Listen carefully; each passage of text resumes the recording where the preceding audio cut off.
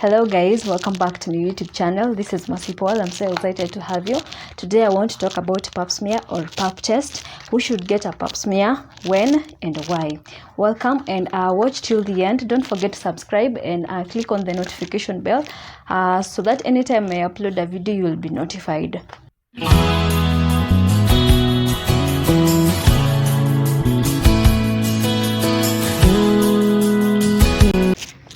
So a pap test is a screening diagnostic test that is done on women to test for cervical cancer. The cervix is the lower narrow end of your uterus, the upper part of the vagina, the opening to your uterus. Every woman ideally should start pap smear screening after the age of 21. You should do it after every 3 years, but if in between the 3 years, any of these symptoms that I'm going to list, then you should go ahead and do a pap smear. If you experience severe backaches, sometimes you have lower abdominal pains and it is not during your periods, and sometimes if you experience pain during intercourse, sometimes bleeding after, or you experience bleeding or spotting in between your periods, even if the 3 years have not elapsed, then you should do a pap test. So anyone can do a pap test. It does not it's not a must you be of the age of 21, but if you experience any of the above symptoms, then you should go ahead and do a pap test, because sometimes you we get if for instance you started being sexually active at an early age, for instance you got married early than 21 and you have kids earlier than 21, then you should go ahead and start a pap smear screening. So there's often a question that people ask: if you had your uterus removed, should you go ahead and do a pap smear? The answer is yes, you should do a pap smear, but it also depends with the reason why the surgery was done. For instance, if it's because of something to do with cancer, then you should do your pap smear screening after every 1 year. Also, there are some patients that the doctor recommends that you do it after every 6 months. That is depending on the if the cancer had spread or something like that. Yeah. So it depends also with what your doctor is going to recommend. But if, for instance, it was not for any maybe it was not something to do with cancer, you should also go ahead and do a screening, but you should do it after every 3 to 5 years. Okay, so because you had your uterus moved, that should not be a reason why you shouldn't do a pap test. There's also another thing that people say: oh, pap test is painful and all. It's not painful, just a mild discomfort, and I'm going to show you most of the time the kit that we use to do the pap test, so that you believe that it is not painful. So with me here is a pap test kit. I'm going to open it and show you most of the time what the kind of brush that the doctors use to scalp the tissues from your cervix and spread them to the slide, and then they're taken to the lab. So most of the time we use something like this. This is a very fine plastic spatula. So most of the time your doctor may use this, or they will prefer to use this. This depends on with the hospital or what's available here.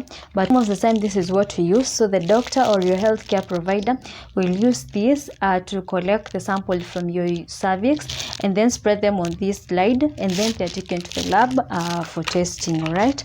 So it's not something that's painful. This brush is very fine. It's something very friendly to the tissues, so you should not be afraid. You should do and once you do one pap test, then you become more comfortable to do more screening. All right. If again you're not comfortable starting with the pap test because maybe of the funds and all that, but most of the insurance covers that we have here in Kenya, they can cover a pap test. But if you financially you're not okay, then you can do a Via-Vili. In most of the public hospitals, Via-Vili is free. And for instance, if they do a Via-Vili and the results are positive, then they will recommend you to do a pap test. Another thing, pap test does not only test for cancer or precancerous tissues, it also tests for any other problem with your cervix. For instance, if once the sample is taken to the lab and they find out that you don't have anything to do with cancer, but maybe you have something like cervicitis, which is the inflammation of the cervix, they're able to report that and you get the right medication. If you have something like any fungal or bacterial infection, they're also able to tell. So you should not only do a pap test because of cancer and all that, you should also do it as a screening test to see if you have any problem or any bacterial infection or anything in your cervix. And also during a pap test, the healthcare provider is able to examine your cervix.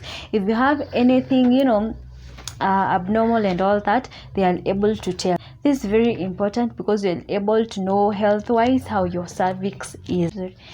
For you to get good, accurate, reliable results, this is how you should prepare for a pap test. 2 days prior to your appointment day, abstain.